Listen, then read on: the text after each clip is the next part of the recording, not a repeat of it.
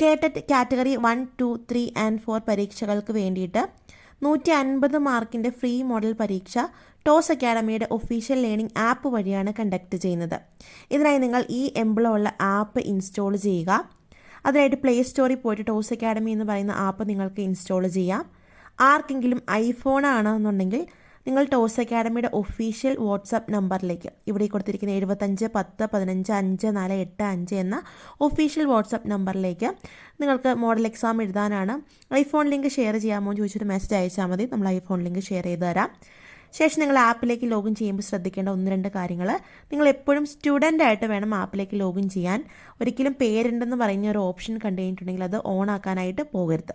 Okay, അപ്പോൾ നിങ്ങൾ ആപ്പിലേക്ക് login ചെയ്യുക. നിങ്ങളൊരു മൊബൈൽ നമ്പർ കൊടുക്കും, അവിടെ OTP വരും. ആപ്പിലേക്ക് ലോഗിൻ ചെയ്യുക. ലോഗിൻ യൂസിങ് അനദർ മെത്തേഡ് കൊടുത്ത് വേണം ആപ്പിലേക്ക് ലോഗിൻ ചെയ്യാനായിട്ട്. അപ്പോൾ നിങ്ങൾ പ്രോപ്പറായിട്ടാണ് ആപ്പ് ലോഗിൻ ചെയ്തതെന്നുണ്ടെങ്കിൽ നിങ്ങൾ ആപ്പ് ഓപ്പൺ ചെയ്യുമ്പോൾ ഇതുപോലൊരു ഫോർമാറ്റിലുള്ളൊരു വിൻഡോ ആയിരിക്കും ഓപ്പണായി വരുന്നത്.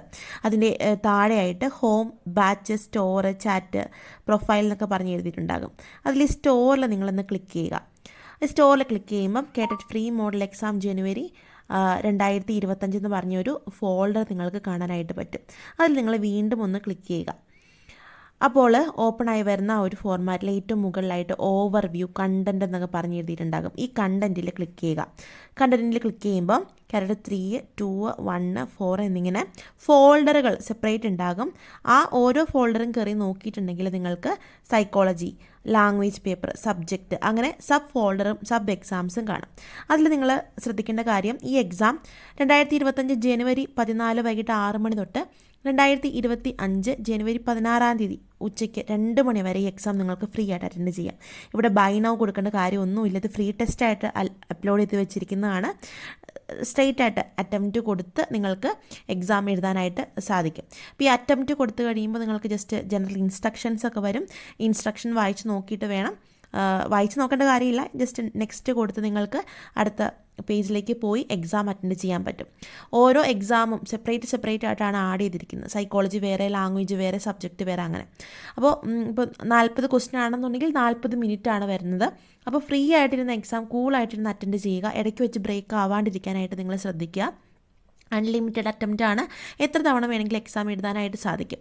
ഇനി എക്സാം എഴുതിയ ശേഷം എങ്ങനെയാണ് നിങ്ങൾക്കതിൻ്റെ സൊല്യൂഷൻസ് ഒക്കെ കാണാൻ പറ്റുന്നത് എന്നുള്ള കാര്യവും ഇതിൻ്റെ കൂടെ തന്നെ നമുക്ക് അറിയിക്കാം. ഇനി എക്സാം അറ്റൻഡ് ചെയ്തതിന് ശേഷം അതിലെ തെറ്റായ ഉത്തരങ്ങൾ, ശരിയായ ഉത്തരങ്ങൾ കാണാനായിട്ട് നിങ്ങൾ സബ്മിറ്റ് ടെസ്റ്റ് കൊടുത്തു കഴിയുമ്പോൾ